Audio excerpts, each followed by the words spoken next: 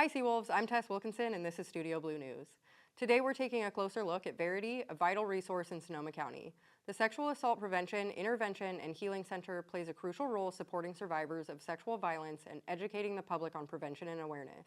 According to the California Department of Public Health, more than 1 in 3 women and 1 in 4 men report experiencing sexual violence in their lifetime. It can happen to anyone. There are resources available here at SSU or locally if you or someone you love has been a victim. Now over to Sina, who is interviewing Rebecca Fine, the executive director at Verity. Hey Seawolves, welcome back to Studio Blue. Today I'm here with Rebecca Fine, who is the executive director at Verity. Rebecca, thank you so much for your time. What is Verity and what do you guys have to offer? Yeah, thank you for being here and for asking these questions.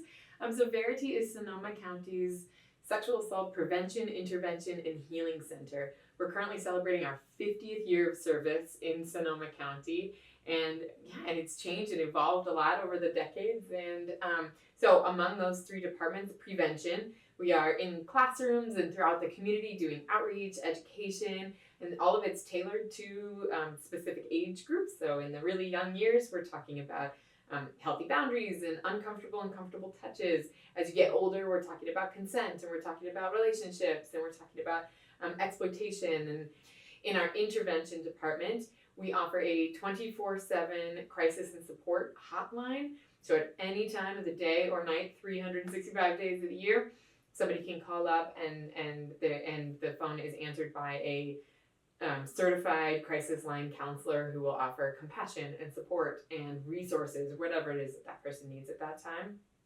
And then lastly, our healing department, where we offer one-to-one counseling services, therapy, support groups, yoga, and just generally mental health to support people through the healing process of their sexual assault journey. Yeah, that's amazing. And what does your interaction with Sonoma State students look like, and is there any opportunity for SSU students to get more involved with Verity? Yeah, absolutely. So Sonoma State is a key partner to us. We work closely with Sonoma State and Santa Rosa Junior College and throughout the community. Our beating heart is the volunteers of Verity. So the 24/7 crisis line is crisis and support line is staffed by volunteers who receive a certification, a California certification in crisis line counseling. And then they serve on the line with us, and they are the ones who are going to accompany people to forensic exams and interviews and things like that. So Sonoma State students are a key population of our volunteer makeup. So that's critical. Another thing we offer and way that we interact with Sonoma State is through our paid internship opportunities. So this is a new and emerging program for us. And we're really, really thrilled to offer the opportunity for people to serve with Verity in the capacity of a paid intern. And that's totally changed our capacity and our ability to offer outreach, education, and engagement services throughout the community. Lastly, we historically actually have an embedded advocate at Sonoma State University. So that advocate is partnered with the Title IX office at Sonoma State University. And so anytime there's a sexual assault situation on campus, one of Verity's advocates would be there hand in hand. We don't have that person stationed at this moment. There's a lull in that personnel, but still an advocate would be on on call and in support if a sexual assault situation happens at Sonoma State. So deep and important partnership with the campus. Yeah, awesome. And so when someone calls and reaches out, what does that process look like if they come and tell you that they've been sexually assaulted? What can they expect further on? Yeah. So it's going to be really tailored to kind of what the circumstances are. People are welcome to call and seek services from us at any point. Maybe this sexual assault happened 20 years ago. Maybe it happened 50 years ago. Maybe it happened yesterday. And so that's always going to kind of require a different type of service and response. So if it's a sexual assault that happened recently, we are always going to offer a survivor the information to be able to make an informed decision about their own journey. It's really critical. All of our services, we are considered survivor centered. Sexual assault is an experience that is inherently disempowering and is something that removes bodily autonomy. a survivor's experience with us is going to be 100% in their control. So it's going to be, whatever they want to do moving forward. We're going to provide them all that information so that they can make a choice that's informed.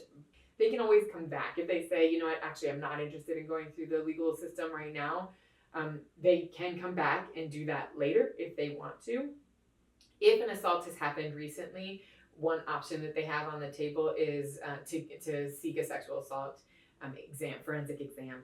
We know that there's kind of a short window of time that evidence is available. So if it's within a 5-day window of an assault, that would be a path that we offer. We would never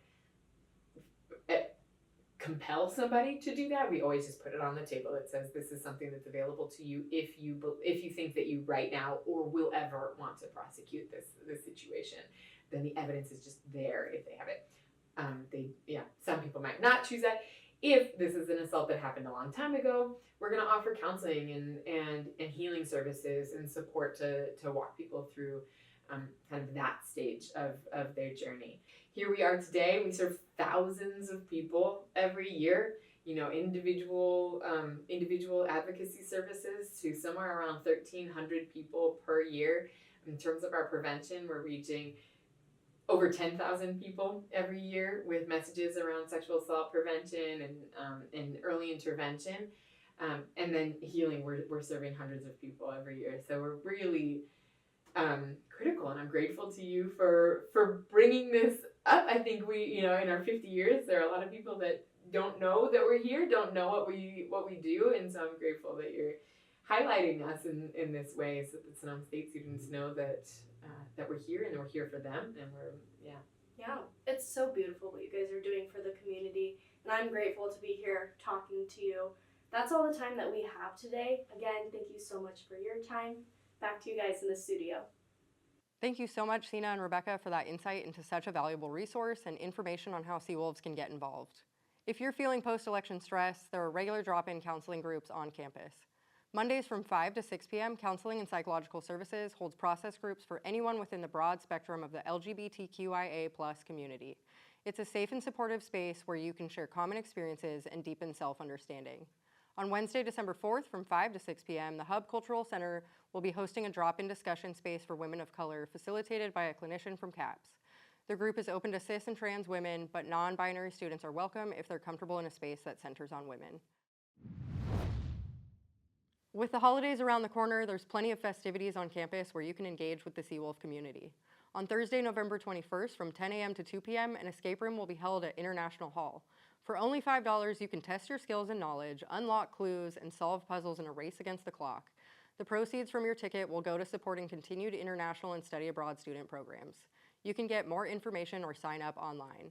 If you can't make it on Thursday, there's another escape room on Friday, November 22nd from 7:30 to 9:30 p.m. The event will be held at Wayden & Brewster's on the first floor of the Student Center.